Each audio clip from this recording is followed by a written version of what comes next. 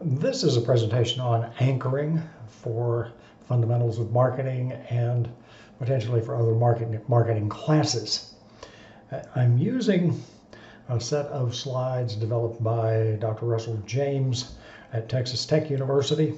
Dr. James has done a lot of work with respect to developing these kinds of PowerPoints and has indicated in the past that with his permission, anyone is entitled to use them. I think they are an excellent example of the kind of work that can be done with PowerPoint if you take the time and effort. But anchoring, as this first slide shows, is at the bottom how we choose by comparing with a nearby reference point. It's very closely related to framing, and we'll get around to talking about some of that because sometimes the two things wind up being the same thing. Now, this is Dr. James's model for looking at here you are now, and then here are some of the ways, the times, and some of the ways that you think about where you are now. So in this case, he's looking at alternatives and an anchoring and relates anchoring to the paradox of choice.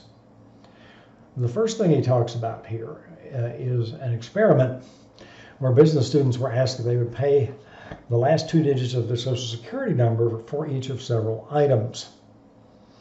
Next, each bid the maximum amount they would be willing to pay for each item. Did the initial anchor amount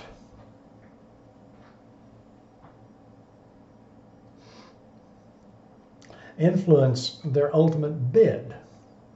That is, they were asked, would they pay that much for each of these things here in the picture? Although those students were reminded that the Social Security number is a random quantity conveying no information about the value of the goods, those who happen to have high Social Security numbers were willing to pay more for the products. In another experiment, again on anchoring, business students were told their professor would be doing a 15-minute poetry reading. Half were asked if they would be willing to pay $2 to attend, and half were asked if they would be willing to attend if they were paid $2. Okay, I write poetry, but I don't expect you to pay $2 to hear me read it. The initial anchoring of the experiences, would being paid or having to pay, would that change who would go for free?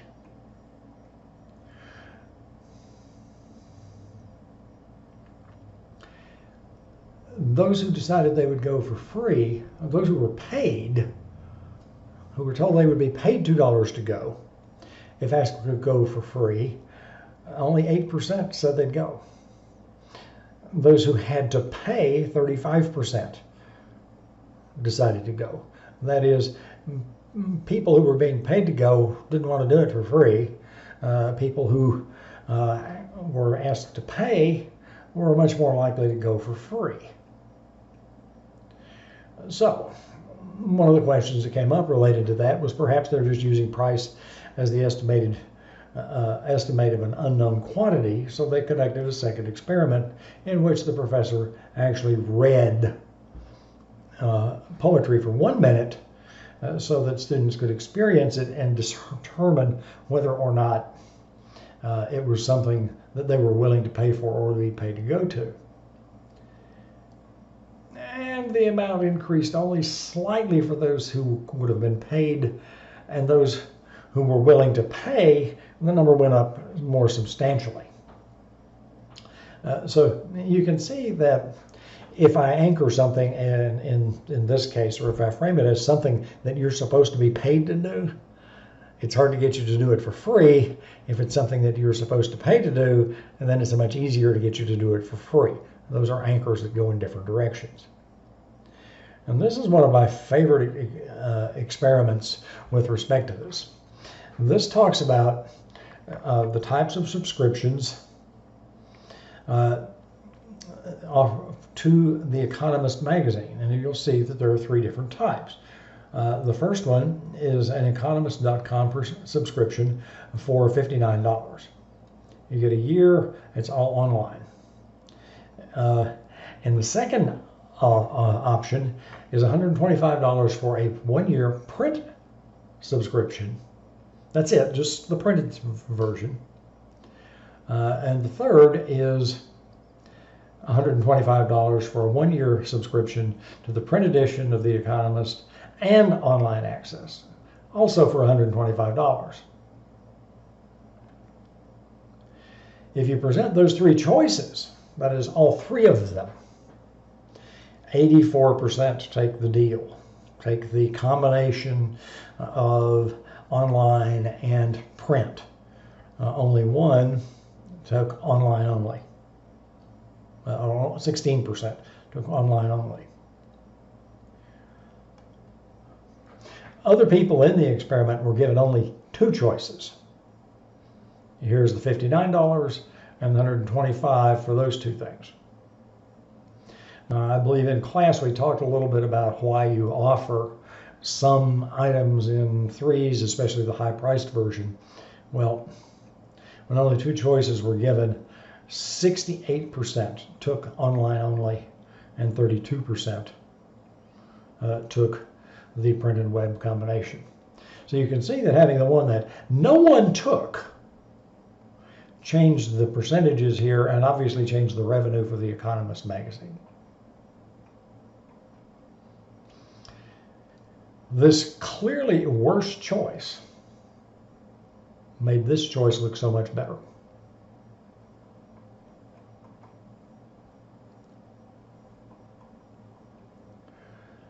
Another version of the same thing. The first group could have either $9 or a nice pen. The second group could have either $9, a nice pen, or an uglier pen. Group A, nice pen got picked, 10%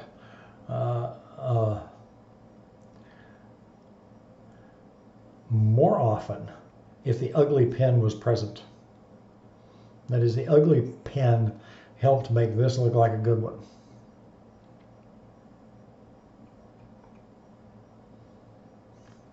And this is the classic marketing example right here from bread makers. Williams-Sonoma in San Francisco offered one home bread maker priced at $275. Later they offered a second bread maker with similar features, except it was bigger. The new item was priced 50% higher than the original. They didn't sell the new one much, but the sales of the less expensive bread maker almost doubled. The behavioral economist and social psychologist Dan Ariely has said most people don't know what they want until they see it in context. And this is a classic example of it. We talked in class about context a lot.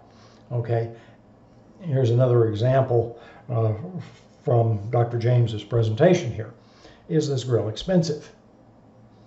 Well, to me, $6,000 for a grill looks expensive, but I'm not much of a griller.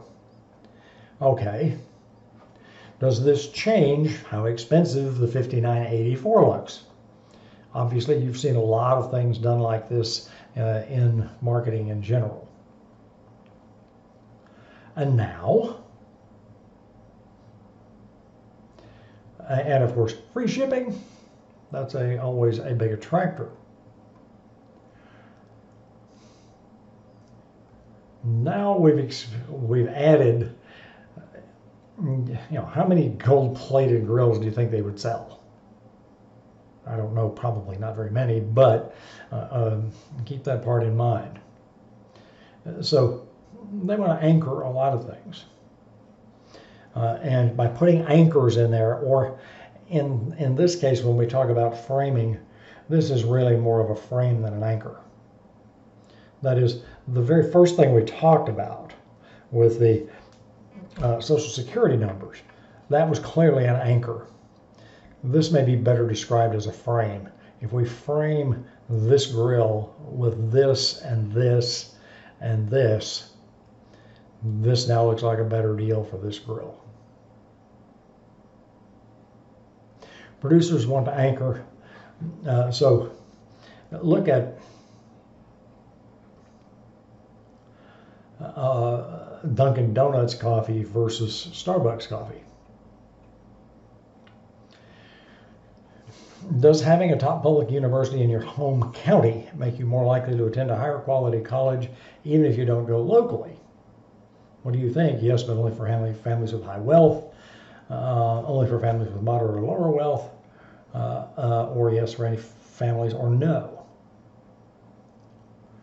The actual answer was yes, but only for families with moderate or lower wealth and education.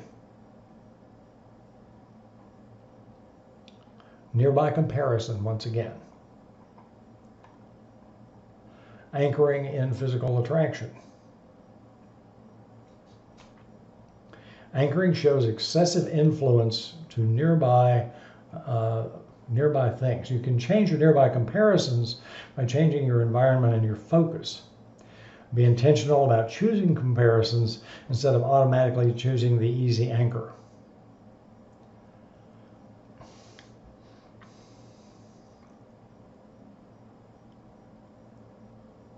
Mary is seriously overspending on her income. Today she buys these Escada shoes because they're marked down from $995 to $895, and also the matching $995 clutch purse because it's 20% off if purchased as a set. Okay, if she reframes her ideas about a good idea, that might change the way she sees the world. At any rate, this is the good Dr. Russell James. He has a lot of other slides available. Thank you very much for your time and attention. And again, stay safe and well.